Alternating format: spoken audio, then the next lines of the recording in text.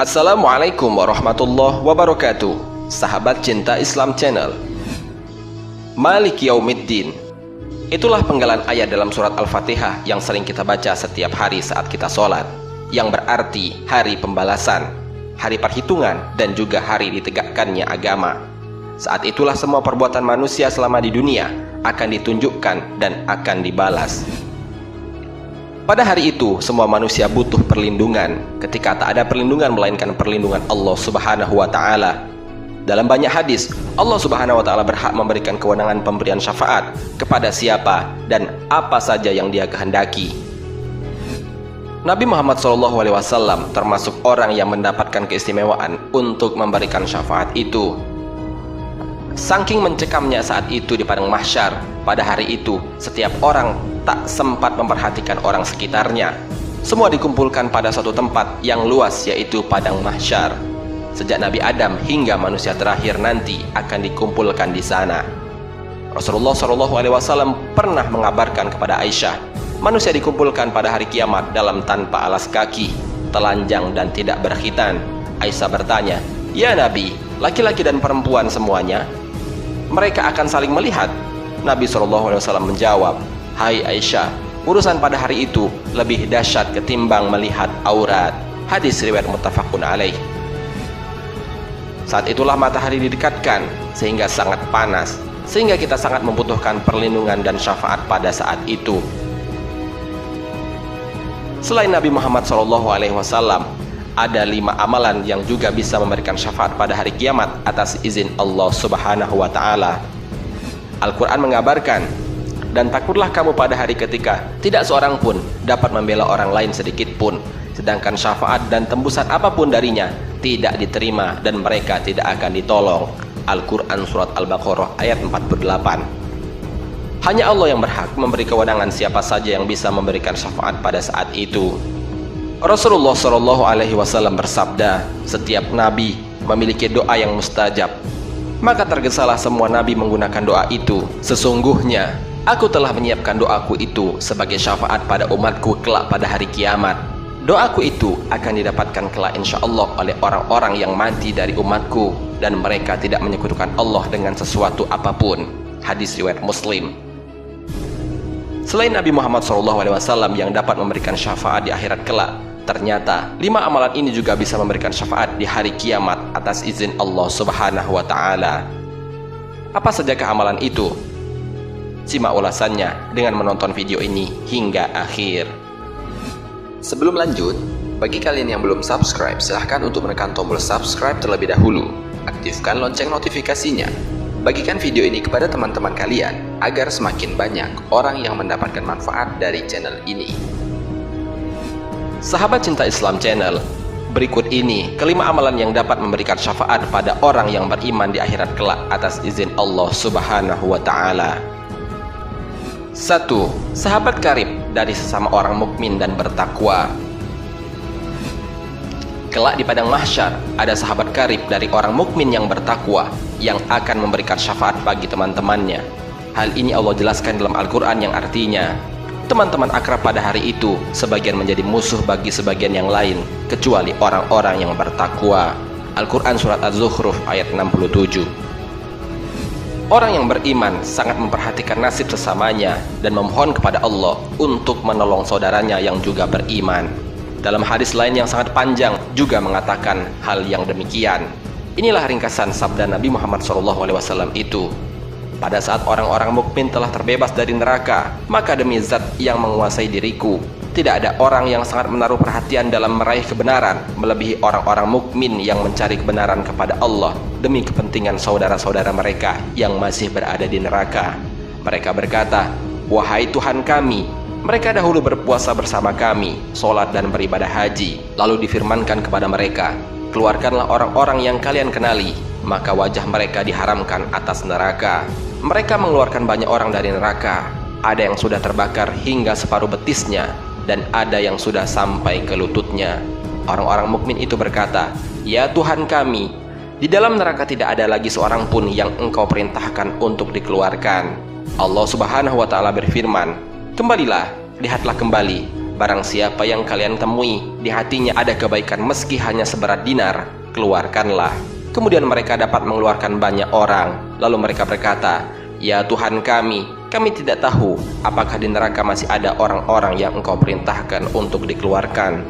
Allah Subhanahu wa Ta'ala berfirman, kembalilah, lihatlah kembali, barang siapa yang kalian temui di hatinya ada kebaikan meski hanya seberat setengah dinar, keluarkanlah.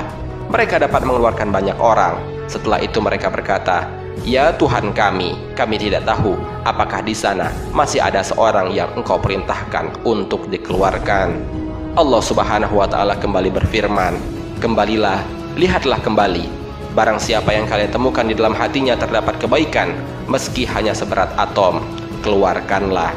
Lagi-lagi mereka dapat mengeluarkan banyak orang. Kemudian mereka berkata, ya Tuhan kami tidak tahu apakah di sana masih ada pemilik kebaikan. Abu Sa'id Al-Khudri berkata, jika kalian tidak mempercayaiku mengenai hadis ini, maka bacalah firman Allah Subhanahu wa Ta'ala, sesungguhnya Allah tidak menganiaya seseorang walaupun sebesar atom, dan jika ada kebaikan sebesar atom, niscaya Allah akan melipat gandakannya dan memberikan dari sisinya pahala yang besar. Al-Quran Surat An-Nisa ayat 40. Hadis riwayat Muslim nomor 269. Melalui penjelasan ini, hendaklah bagi kita untuk mencari teman sejati dari orang-orang yang beriman untuk kehidupan dunia dan di akhirat kelak. Kedua, puasa. Ternyata puasa akan menjadi sebab orang-orang yang mendapatkan syafaat dan akan dimasukkan ke dalam surganya Allah Subhanahu wa Ta'ala. Hal ini dijelaskan dalam sabda Nabi Muhammad SAW.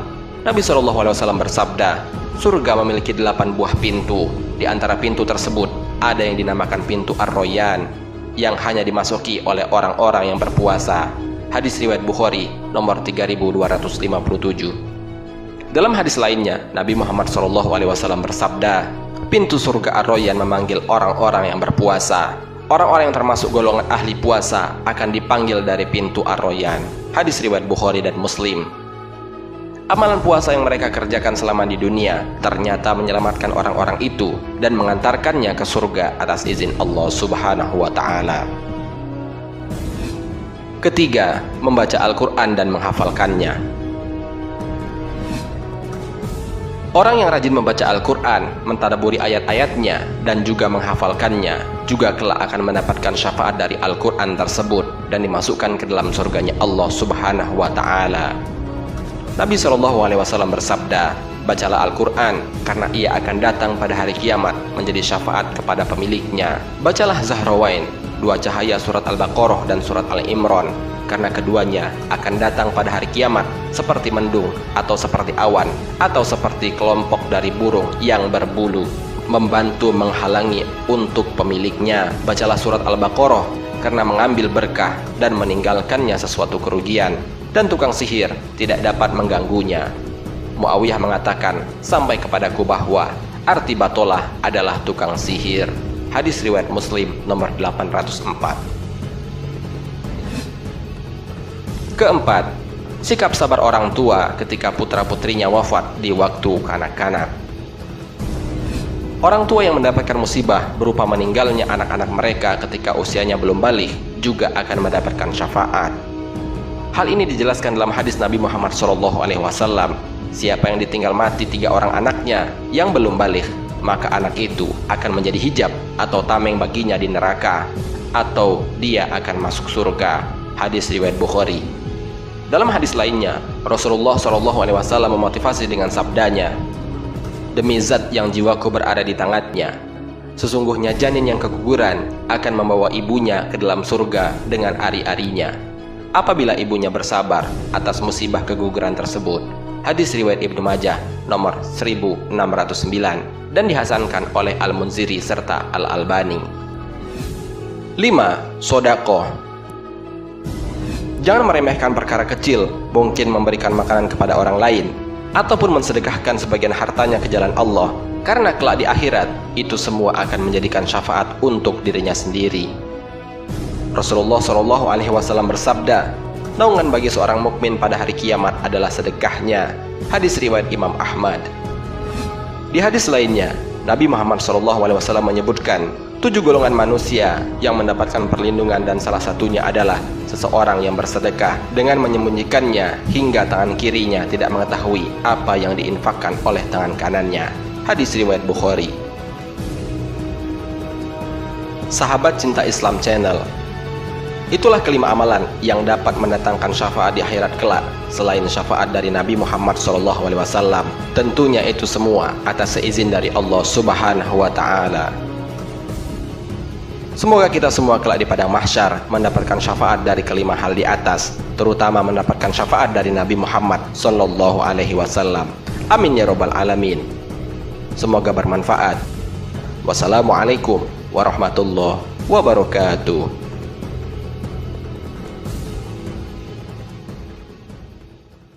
شكرا يا ربي شكرا